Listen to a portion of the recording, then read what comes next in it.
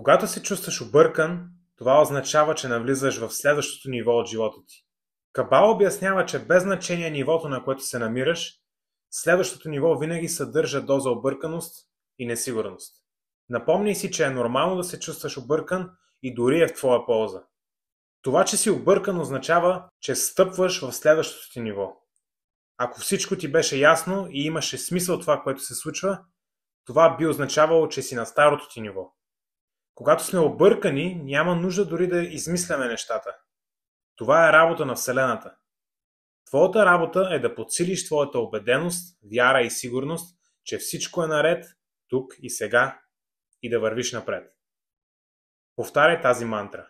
Знам, че чувствата на объркване и несигурност са индикации, че изграждам своя енергиен съд за величие. Знам, че Създателят може да ми помогне и да ме напътства. Моля за сила и разбиране, че всичко, което искам, е вече тук при мен.